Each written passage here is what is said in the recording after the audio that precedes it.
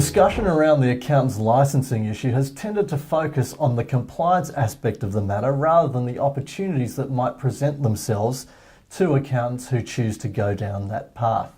Joining me today is CoreData Principal Andrew Inwood to discuss what some of these opportunities might be. Welcome, Andrew. Thanks, Darren. So what are some of the opportunities accountants might look at if they choose to get licensed to provide advice to SMSF clients? Well, there's three things that I think accountants really need to think about. First is that they're the destination of preference for people with big SMSF portfolios, and by big I mean, I guess, greater than $500,000. So the accountants have the trustees have a natural preference for them. The second part of that is that there is a broad shift out of cash at the moment. And that cash shift is moving quite fast. Now, the accountants need to play a role in that if they think they're going to participate in the next kind of wave of SMSF trustees. And the third one is actually just getting the new people as they come in. As people are entering into the market, making sure that they can onboard them swiftly and intelligently, and looking past the simple tax implications of it to the investment implications. Accountants have traditionally been very strong on the tax side and not so strong on the investment side, and picking up that discussion is going to be a real key to their future.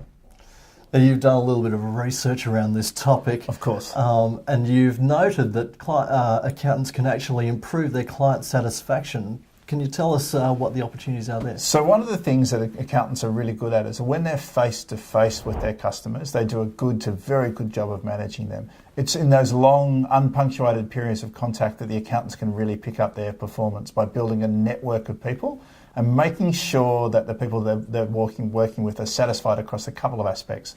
One is the investment aspect, the other one's the service aspect, and the other one is what we would call the kind of coaching aspect of helping make the decisions. Now, it's really important to me that they do that because they're a natural fit for the service provider, which means that if they want to get recommendation from their existing customers, they've got to hit through all three of those hurdles to grow their business.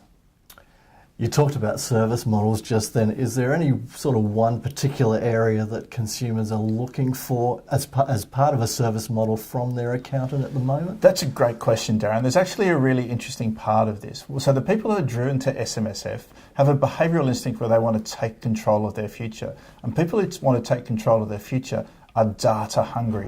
At the moment, a lot of accountants aren't satisfying that need. So that satisfaction is coming somewhere else. Interestingly, often from stockbrokers and from top-end financial planners who behave as fund managers.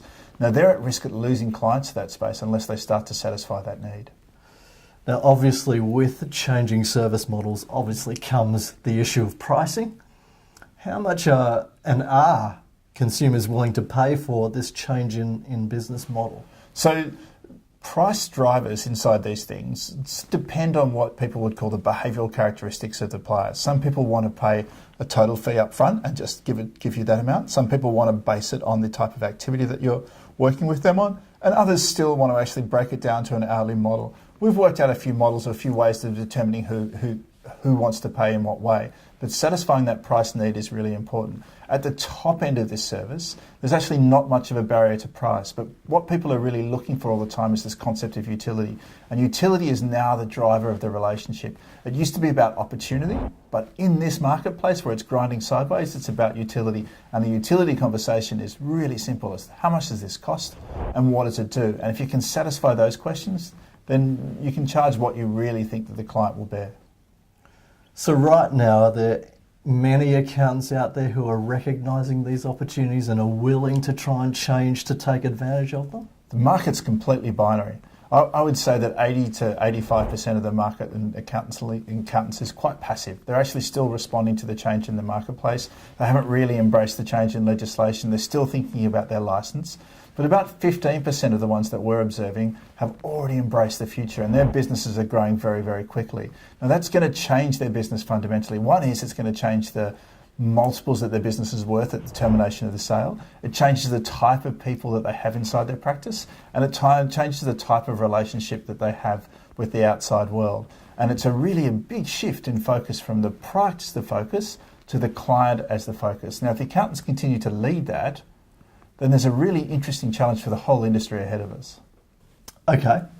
So if you're an accountant out there looking at this licensing issue but wanting to find out more about how to actually grow your business as well, CoreData and Self-Managed Super are hosting the SMSF Accountants Day, which will be run across Sydney, Melbourne and Brisbane in May. In Sydney, it's at the Amora Hotel on Monday the 4th of May.